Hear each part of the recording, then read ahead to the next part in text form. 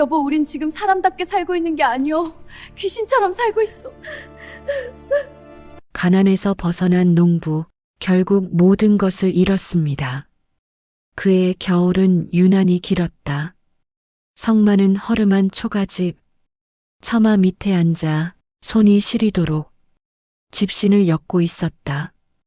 아내는 안방에서 아이를 재우느라 자장가를 흥얼거렸지만 그 목소리엔 기운이 없었다. 아궁이에 넣을 장작도 거의 바닥났다. 손끝은 이미 터져 피가 배어나왔다. 하지만 멈출 수 없었다. 집신 한 켤레를 팔면 쌀 한 대라도 살 수 있었다. 성만은 입술을 깨물며 손을 움직였다. 마을 어귀에서 들려오는 웃음소리가 바람에 실려왔다. 김진사 댁에서 잔치라도 여는 모양이었다. 성만은 그쪽을 바라보지 않았다. 바라봐야 마음만 더 쓰라릴 뿐이었다. 여보, 아내의 목소리가 들렸다. 내일은 쌀이라도 빌려와야 할 것 같소? 성만은 대답하지 못했다. 이미 마을 사람들에게 빌린 쌀이 한 가마는 넘었다. 갚을 방법도 없었다. 그는 그저 집신 한 켤레를 더 엮을 뿐이었다. 미안하오.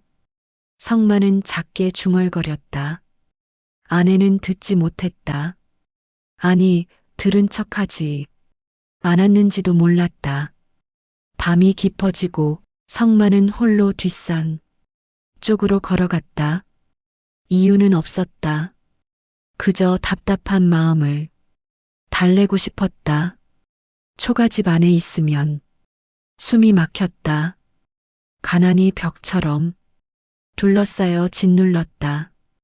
발걸음은 어느새 산속 깊숙이 들어와 있었다. 나뭇가지가 바람에 흔들리며 스산한 소리를 냈다. 그때였다. 크크크크크.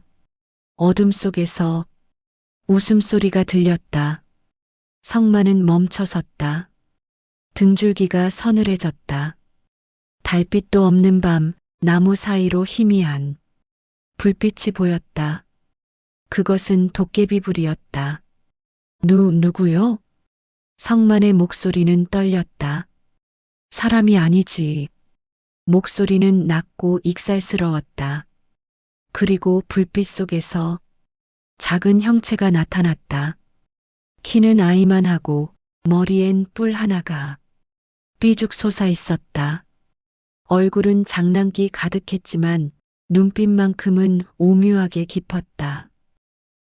도깨비. 놀라지 마라, 성만아. 나는 내게 해코지할 생각이 없다. 도깨비는 빙긋 웃으며 방망이 하나를 꺼냈다. 그것은 낡고 평범한 나무 방망이였다. 하지만 묘한 기운이 감돌았다. 이걸 가져가거라. 내 소원을 이루어 줄 것이다. 성만은 믿을 수 없었다. 하지만 도깨비는 진지했다. 단 명심해라. 이 방망이는 내가 원하는 것을 준다. 하지만 그 대가는 내가 스스로 알게 될 것이다.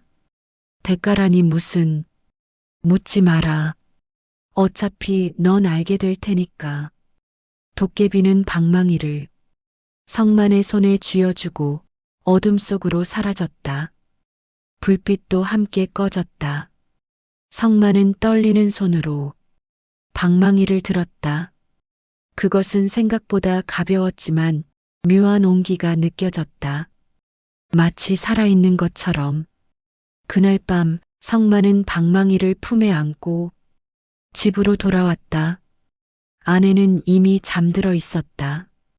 아이도 작은 코를 골며 편히 자고 있었다. 그는 방망이를 마루 밑에 조심스럽게 숨기고 잠자리에 들었다. 하지만 잠은 오지 않았다. 정말 이루어질까? 성만의 눈은 새벽까지 뜨겁게 빛났다. 챕터 2. 첫 번째 소원. 다음 날 아침 성만은 방망이를 꺼내 들었다. 해가 뜨기 전이었다. 아내와 아이는 아직 잠들어 있었다. 성만의 가슴은 두근거렸다. 그는 조심스럽게 중얼거렸다. 쌀쌀한 가마만, 그리고 방망이를 한번 흔들었다. 순간 툭, 마루 위에 쌀한 가마니가 떨어졌다. 성만은 눈을 의심했다.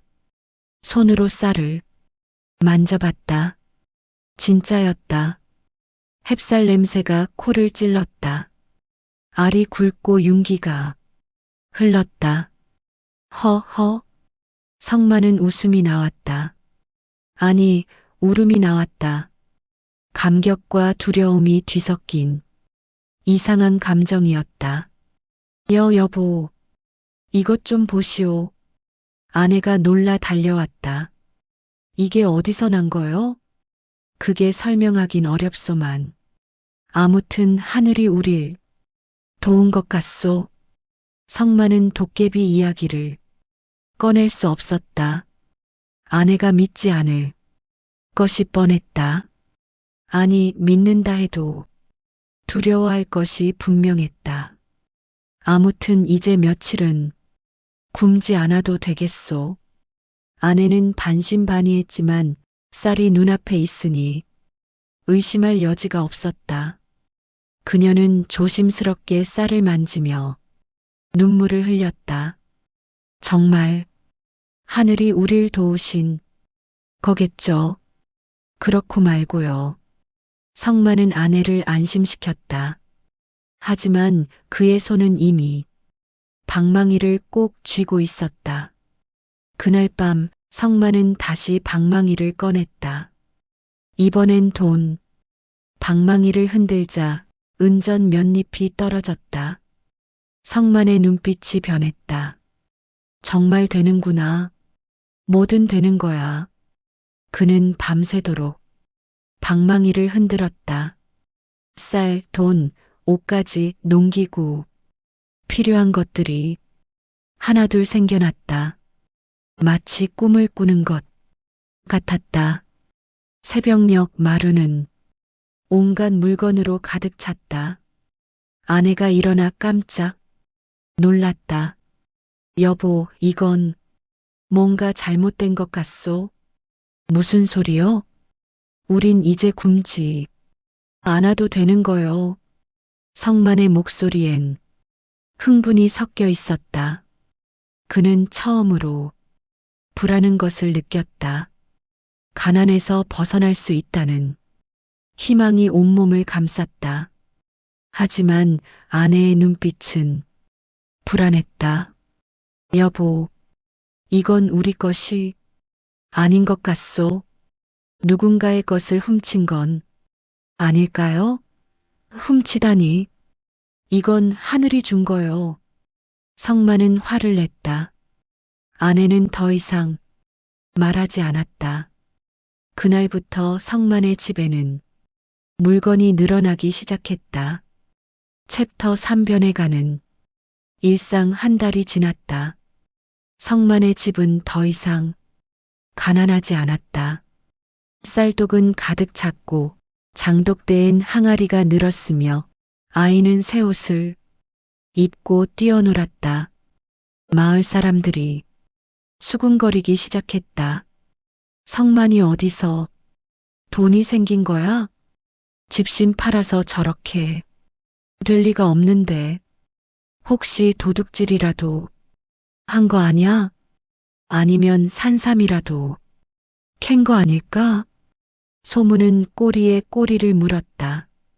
누군가는 성만이 땅속에서 보물단지를 찾았다고 했고 누군가는 귀신과 거래를 했다고 수군거렸다. 성만은 신경 쓰지 않았다. 아니, 신경 쓰지 않으려 했다. 그는 이제 더 큰 것을 원했다. 논을 사야겠소. 여보, 우리에게 논을 살 돈이 어디 있소? 걱정 말아요. 내게 방법이 있소. 성만은 다시 방망이를 흔들었다. 그리고 은전 수백 냥을 만들어냈다. 동전이 바닥에 쏟아질 때마다 그의 욕심도 함께 커졌다. 마을 어귀에 논 새 맞이기를 샀다. 사람들은 더욱 의심했다.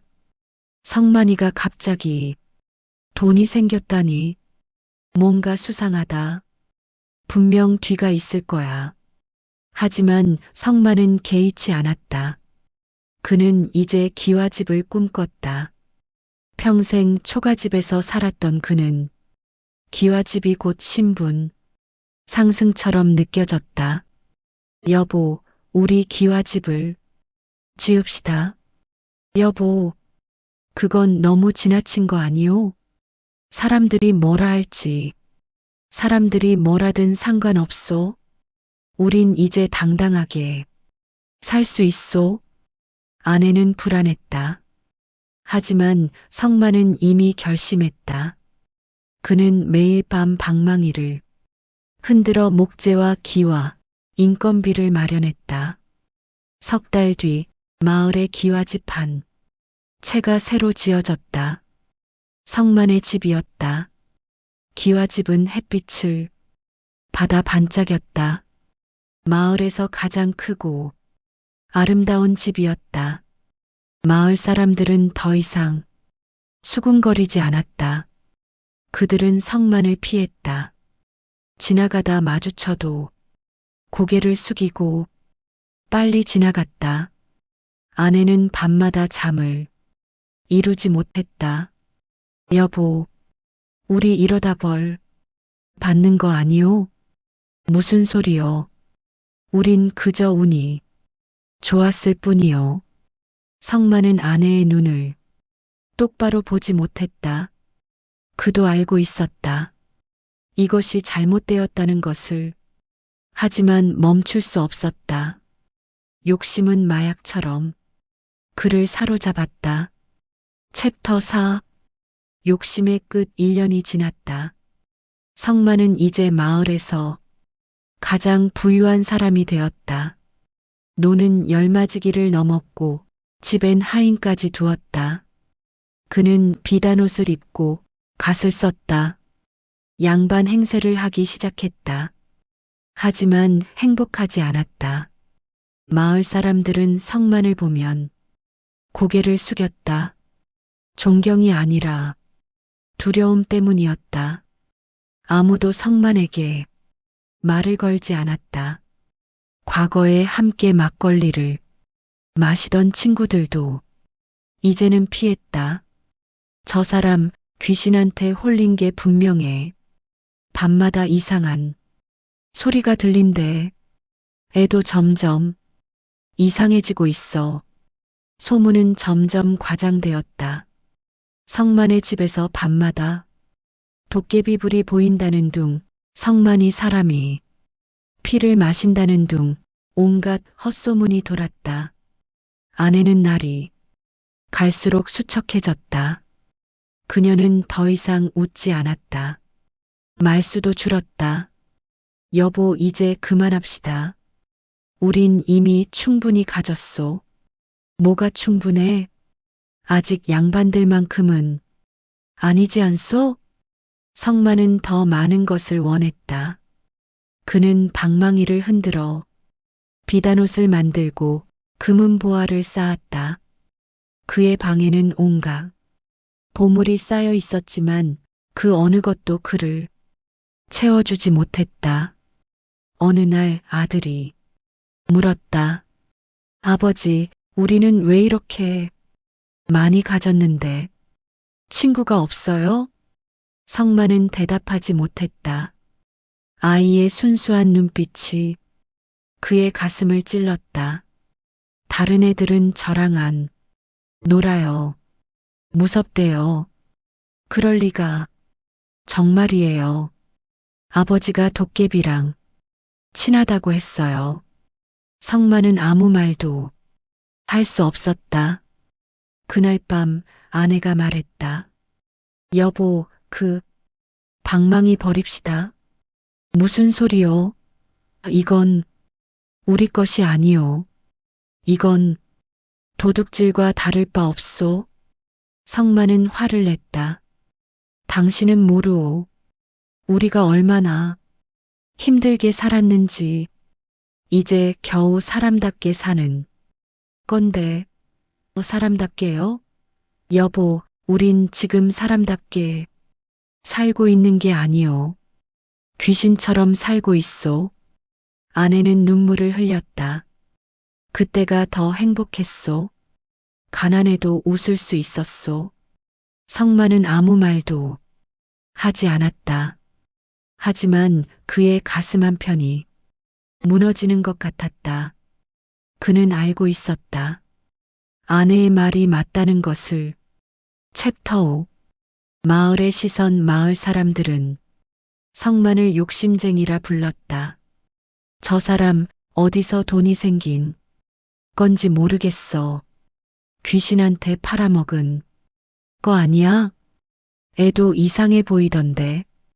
혼자만 놀고 아내도 말이 없어졌대. 병이라도 걸린 거 아닐까? 소문은 점점 커졌다. 성만은 마을 사람들을 피하기 시작했다. 장에 가도 우물가에 가도 사람들은 그를 보면 입을 다물었다. 어느 날 마을 어귀에서 노인 한 명이 성만을 불렀다. 성만이, 예, 어르신. 자네 요새 좀 이상하네. 무슨 일 있나? 성만은 고개를 저었다. 아무 일 없습니다. 그럼 좋네. 하지만 명심하게. 사람이 가진 것보다 중요한 건 사람이라네. 재물은 언젠가 사라지지만 사람은 남는 법이야. 노인은 그렇게 말하고 천천히 걸어갔다. 지팡이를 짚은 그의 뒷모습이 쓸쓸해 보였다. 성만은 그 말이 머릿속에 맴돌았다. 사람이 가진 것보다 중요한 건 사람? 하지만 그는 곧 고개를 저었다. 무슨 소리야? 돈이 있어야 사람도 생기는 거지. 가난하면 아무도 쳐다보지도 않아. 그날 밤 성만은 다시 방망이를 흔들었다. 더 많은 금을, 더 많은 은을. 하지만 채워지지 않았다. 가슴속 빈 공간은 점점 더 커져만 갔다. 챕터 6. 아내의 눈물. 아내는 더 이상 웃지 않았다. 그녀는 매일 밤 방에 홀로 앉아 눈물을 흘렸다. 성만은 그것을 알면서도 모른 척했다. 아니, 모른 척할 수밖에 없었다.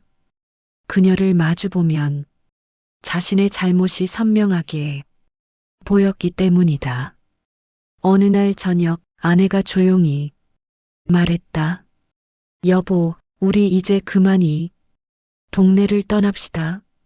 성만은 밥을 먹다 손을 멈췄다. 왜? 사람들이 우릴 이상하게 봐요. 아이도 친구가 없고 저도 우물가에 가면 사람들이 수군거려요. 그럼 더 큰 동네로 가면 되지 않소? 아내는 고개를 저었다. 여보, 당신 변했어요. 뭐가? 당신은 예전엔 가난해도 웃었어요. 겨울밤에 집신 엮으면서도 저한테 농담하고 아이 없고 마당에서 놀아주고 그랬잖아요. 성만은 젓가락을 내려놓았다. 근데 지금은 모든 걸 가졌는데 웃지 않아요. 저를 안 봐요. 아이도 안 봐요. 그저 그 방망이만 보고 계시죠. 당신은 몰라요. 성만의 목소리가 낮아졌다. 가난이 얼마나 무서운지, 빌린 쌀 갚지 못해서 사람들 눈치 보는 게 얼마나 비참한지 알아요. 저도 그때 같이 있었잖아요. 아내의 눈에서 눈물이 흘렀다. 하지만 그래도 우린 같이 웃었어요. 아무것도 없었지만 서로 있었어요. 근데 지금은 모든 게 있는데 아무것도 없는 것 같아요. 성만은 아무 말도 하지 못했다. 그의 가슴이 답답했다. 아내는 계속했다. 저 방망이 버려요. 제발 안 돼. 왜요? 이게 없으면 우린 다시 가난해질 거요. 그래도 괜찮아요. 가난해도 함께 웃을 수 있으면. 성만은 아내의 말을 끊었다. 당신은 정말 몰라요.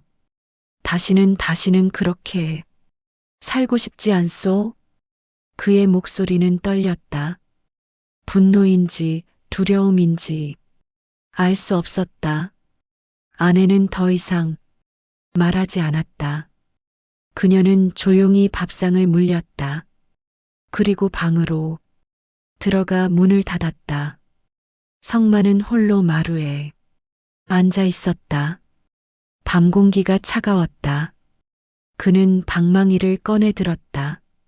그것은 여전히 평범해 보였다. 하지만 이제는 무겁게 느껴졌다. 나는 뭘 하고 있는 걸까? 그날 밤 성만은 방망이를 마루 밑에 다시 숨겼다. 하지만 손은 떨렸다. 안방에서는 아내의 흐느끼는 소리가 들렸다. 성만은 그 소리를 듣지 않으려 귀를 막았다. 챕터 7. 아이의 질문. 아들은 7살이었다. 예전엔 마을 아이들과 어울려 놀았지만 이제는 혼자였다. 큰 기와집 마당에서 혼자 공기놀이를 하고 혼자 돌을 던지며 놀았다. 어느 날 아이가 성만에게 물었다. 아버지, 우리는 왜 친구가 없어요? 성만은 아무 대답도 하지 못했다. 아이의 맑은 눈이 그를 응시했다. 다른 애들은 같이 놀자고 안 해요. 저한테 다가오지도 않아요. 그럴 리가 없다. 진짜예요.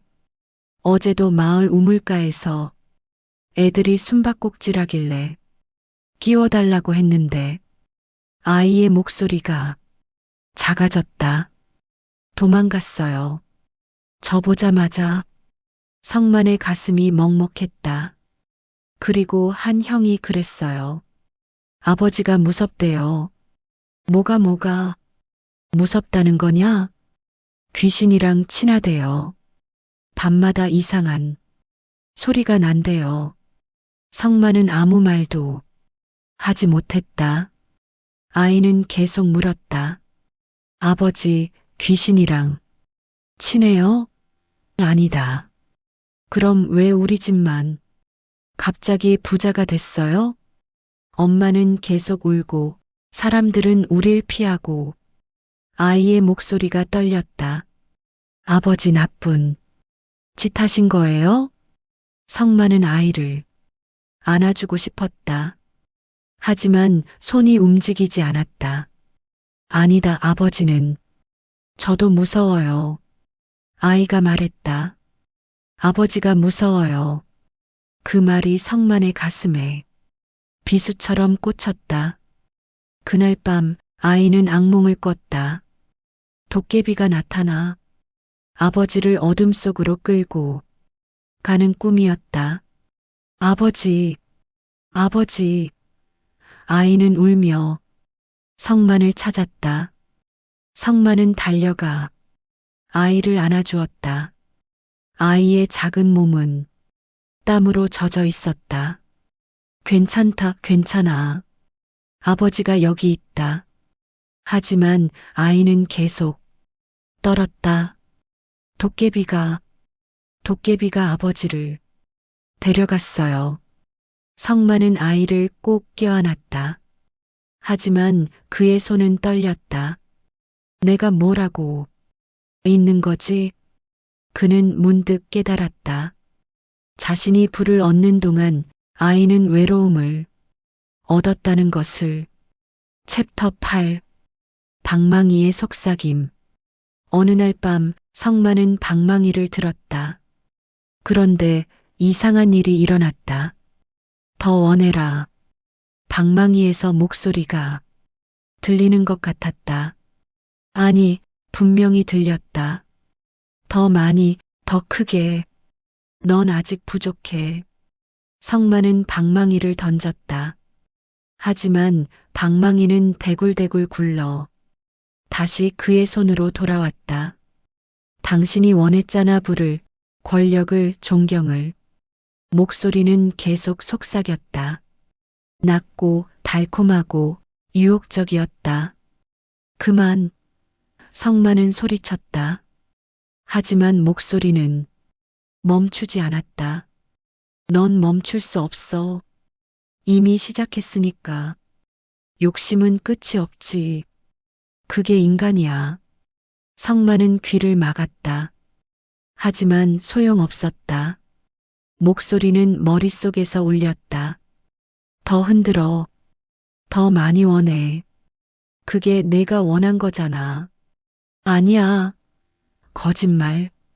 넌 아직도 원하고 있어. 양반이 되고 싶고 사람들이 고개 숙이길 바라고 권력을 갖고 싶어 하잖아. 성만은 숨이 막혔다. 그것은 사실이었다. 그날 밤 성만은 방망이를 마루 밑 깊숙이 숨겼다. 나무 판자로 덮고 그 위에 무거운 항아리까지 올려놓았다. 이제 그만이다. 더 이상 흔들지 않을 거야. 하지만 다음 날 그는 다시 방망이를 꺼냈다. 항아리를 치우고 판자를 드러내고 방망이를 손에 쥐었다. 그의 손은 마치 저절로 움직이는 것 같았다. 쌀을, 아니 은을, 아니 금을. 그는 흔들었다. 그리고 또 흔들었다. 욕심은 끝이 없었다. 도깨비의 말이 맞았다. 챕터 9. 잃어버린 것들. 어느 겨울날 아내가 쓰러졌다. 아침에 일어나지 못했다. 식은 땀을 흘리며 의식을 잃었다. 여보, 여보. 성만은 황급히 의원을 불렀다. 마을에서 가장 유명한 의원이 왔다. 의원은 오랫동안 아내의 맥을 짚더니 고개를 저었다. 부인께서 마음의 병이 깊습니다. 마음의 병? 네. 무언가 깊은 걱정이 있으신 것 같습니다. 몸은 멀쩡한데 마음이 병들면 이렇게 됩니다. 성만은 아내의 손을 잡았다. 그녀의 손은 차가웠다. 마치 얼음 같았다. 여보, 미안하오. 내가 잘못했소. 아내는 눈을 뜨지 못했다. 성만은 방망이를 꺼냈다. 아내를 낫게 해주오. 제발. 하지만 방망이는 아무 반응이 없었다. 아무리 흔들어도 아무 일도 일어나지 않았다. 왜 안 되는 거야? 성만은 방망이를 내동댕이 쳤다. 방망이는 벽에 부딪혀 바닥에 떨어졌다. 그제야 깨달았다. 이 방망이는 물질만 줄 뿐이구나. 사람의 마음, 건강, 행복, 사랑. 그 어떤 것도 줄 수 없었다. 성만은 무너졌다. 그는 아내의 침상 옆에 주저앉아 울었다. 미안하오. 정말 미안하오. 의원은 약을 놓고 갔다. 하지만 그것도 소용없을 것 같았다. 일주일이 지났다. 아내는 천천히 눈을 떴다. 하지만 예전이 그녀는 아니었다. 여보, 성만이 불렀다. 아내는 그를 보았다. 하지만 눈빛에 감정이 없었다. 마치 낯선 사람을 보는 것 같았다. 그녀는 아무 말도 하지 않았다. 성만은 손을 잡으려 했다. 하지만 아내는 손을 뿌리쳤다. 성만은 그날 모든 것을 잃었다는 것을 알았다. 부는 있었다. 집도 논도 금은보화도 있었다. 하지만 아내의 미소는 사라졌다. 아이의 웃음소리도 들리지 않았다. 그는 모든 것을 가졌지만 가장 소중한 것을 잃었다. 챕터 10. 빈 방망이 그로부터 몇 년이 흘렀다. 성만의 집은 여전히 컸다. 논도 재산도 많았다. 마을 사람들은 그를 부자 성만이라 불렀다. 하지만 아무도 그와 친하지 않았다. 아내는 말을 잃었다. 그녀는 하루 종일 방에 앉아 창밖만 바라봤다. 때로는 혼잣말을 중얼거렸지만 성만에게는 한마디도 하지 않았다. 아들은 13살이 되었다. 하지만 친구가 없었다. 그는 책을 읽거나 혼자 산책을 했다. 아버지와는 거의 말을 섞지 않았다. 어느 날 성만은 방망이를 들고 뒷산으로 올라갔다. 달빛 아래 그는 방망이를 땅에 묻으려 했다. 더 이상 이것을 보고 싶지 않았다. 그때 도깨비가 나타났다. 어떤가 성만아, 내 소원은 이루어졌느냐? 성만은 고개를 저었다. 아무것도 이루지 못했소. 그럴 리가. 넌 부자가 되었잖느냐? 논도 많고 집도 크고. 하지만 행복하지 않소? 도깨비는 빙긋 웃었다. 내가 말했잖느냐? 대가는 내가 스스로 알게 될 것이라고. 성만은 눈물을 흘렸다. 돌려주시오. 제발 예전으로 돌려주시오. 그건 안 된다. 왜요? 내가 선택한 것이니까. 넌 가난 대신 부를 택했어. 행복 대신 욕심을 택했지. 그건 내 선택이야. 성만은 무릎을 꿇었다. 제발 제발이요. 도깨비는 고개를 저었다. 이미 늦었어, 성만아. 시간은 되돌릴 수 없어. 내가 잃은 것들은 다시는 돌아오지 않아. 도깨비는 조용히 말했다. 너는 방망이가 모든 걸 줄 수 있다고 생각했지. 하지만 그게 아니야. 방망이는 내가 원하는 것을 줄 뿐이야. 내가 원하는 마음은 줄 수 없어. 물건은 만들 수 있어. 하지만 사랑은, 신뢰는, 행복은 그건 만들 수 없어. 그건 함께 쌓아가는 거니까. 도깨비는 사라졌다. 성만은 방망이를 들고 집으로 돌아왔다. 그는 방망이를 마루 밑 깊숙이 숨기고 다시는 꺼내지 않았다. 그날 이후 성만은 논을 팔고 집을 줄이고 다시 집신을 엮기 시작했다. 하지만 아내는 여전히 웃지 않았다. 아들은 여전히 아버지를 두려워했다. 성만은 깨달았다. 돌아갈 수 없구나. 한번 무너진 신뢰는 다시 쌓을 수 없구나. 그는 매일 밤 빈 마루를 바라보며 중얼거렸다. 만약 그날 밤 방망이를 받지 않았더라면, 만약 욕심을 부리지 않았더라면.